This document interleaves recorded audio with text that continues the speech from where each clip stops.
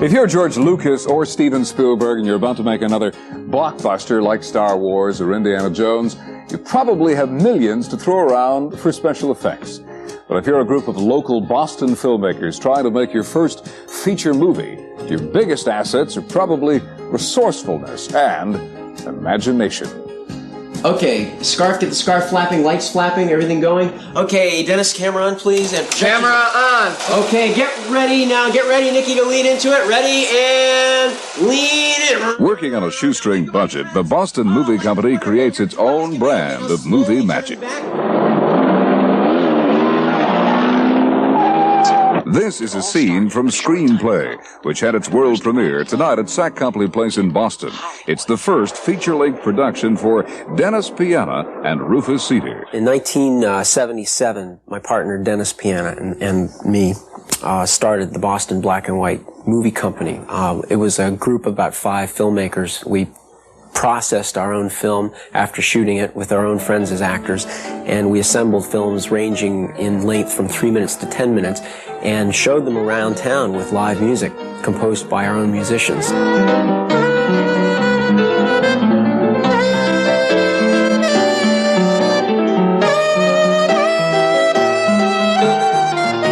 Most of the effects we create, somehow the materials come from the loft where we are. So what you have is people who are artistic by nature and therefore resourceful, using the things around them and transforming them. Directed and co-written by Rufus, Screamplay is the story of Edgar Allan, an aspiring murder mystery screenwriter on his first trip to Hollywood. In the course of completing his first project, Edgar, played by Rufus himself, meets a number of bizarre people whose imaginary murders he writes into the script. When the unfinished script gets stolen, the murders suddenly start to occur in the same manner as they were conceived on paper. It takes place in an apartment building in Hollywood, a stucco apartment building. We looked all over the coastline, and we couldn't find a stucco motel or apartment building that matched the description. It finally came to me, though. We got the studio here. Why don't we just do it here in the studio? It's the oldest trick in the book.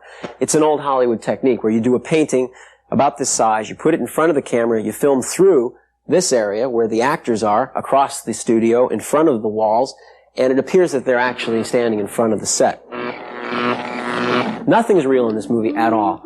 The same 3 sets, we kept moving around the same 3 walls. Now it's a hallway, now it's stairs, now it's the upper balcony. You believe that the place exists, and it doesn't exist.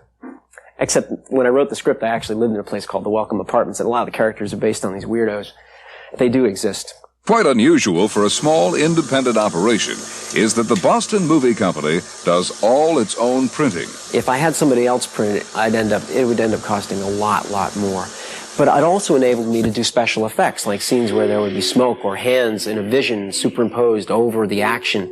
I perceive a vision of evil. Behold, the hands of a sinner. On a budget of only $50,000, tiny even when compared with other small-budget pictures, Screamplay took almost a year and a half to produce, employing a core group of 8 people who worked for nothing, or next to nothing.